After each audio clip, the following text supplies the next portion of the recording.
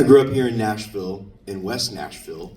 My mom and dad divorced when I was 3, and my dad took about a year to figure things out in his life. In the meantime, my mom raised me on her own. She was a hairdresser.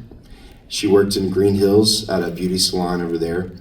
Took me to my babysitter's house pretty much every day, also in West Nashville.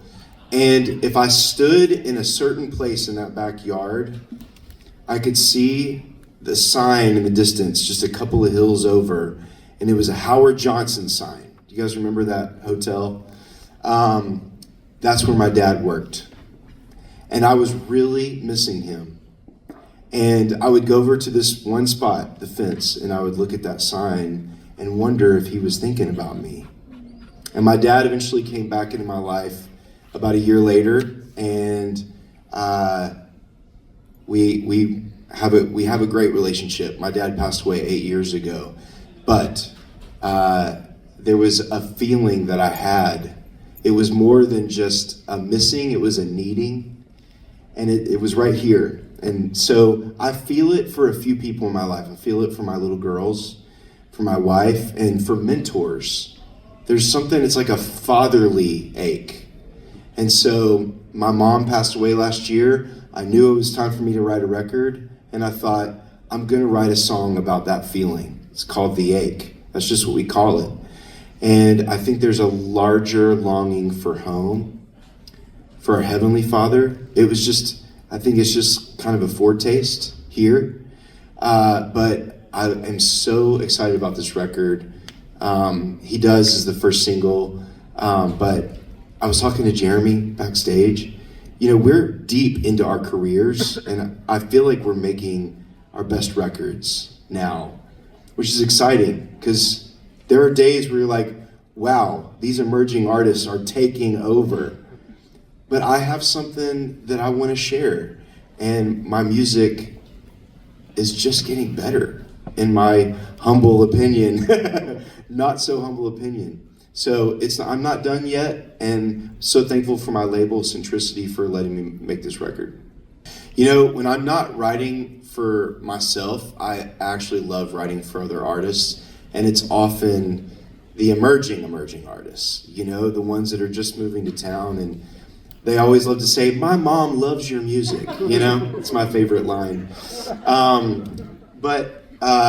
Or they grew up on my music. I always see it as this huge honor. But for me, I love helping them on their early road to figure out what their message is gonna be. And I always like to say, look, your story is enough. Just tell your story in music.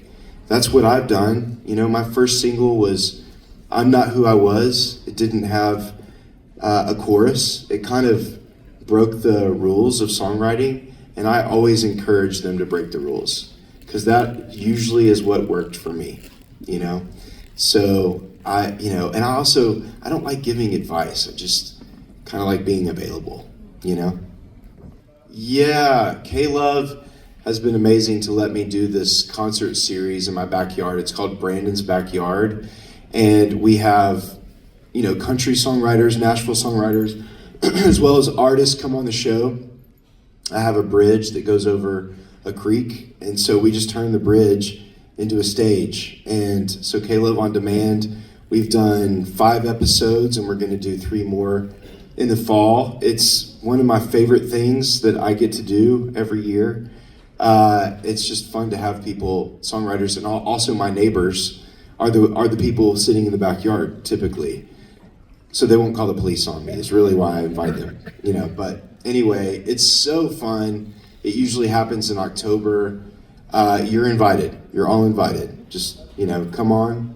It's really fun. We usually have good barbecue and really good music. Yeah, I felt like giving up yesterday. I kind of did, being on stage with them, but also energized. You know what? What I would share with them, and what I often do, and I just feel like Nashville, it's a very competitive town because there are so many great artists in this town. Songwriters, artists, producers, There's so many. Nobody knows why we slip through the cracks. God only knows, and it's probably his fault, you know? But one of the things that is great about this town and that we need to lean into is to be challenged, but also it makes us better at what we do, you know? So seeing these younger artists come in and be innovative and expressive, I tend to work with younger producers because they usually know the tricks that I don't know. I'm more what we call a top liner, so I'm more of the songwriter, you know, but I employ the help of a lot of great track guys, producers, to help me innovate and push the envelope of what I'm doing, and I feel like it makes me better. So you can either take the competition and let it crush you, or you can let it fuel you to be better yourself, and that's usually what I encourage them to do as well. Thank you for asking about that. Scars was written for Matthew Sullivan. Matthew is the pastor at the Covenant School here in Nashville. If you don't know about the Covenant School, last year, unfortunately, 6 people lost their lives. 3 were children, 3 adults that all worked at the Covenant School. We had already been admitted into the Covenant School for my incoming kindergartner. And just that morning, March 27th, we call it that Monday, we got a little welcome bag on our front doorstep for our daughter who was to go to Covenant.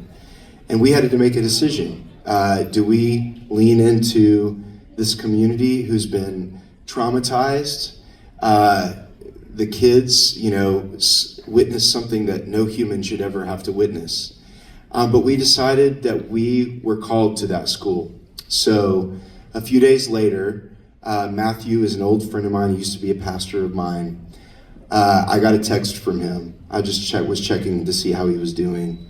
And so on my way in to write, I couldn't write about anything other than him and the mourning that we were all feeling as Nashvillians, and really the world was feeling it at that time. So I wrote a song that I saw as medicine, not only for Matthew, but for our friends who go to the Covenant School. And now we are a family of the Covenant School. My daughter just finished kindergarten a few days ago.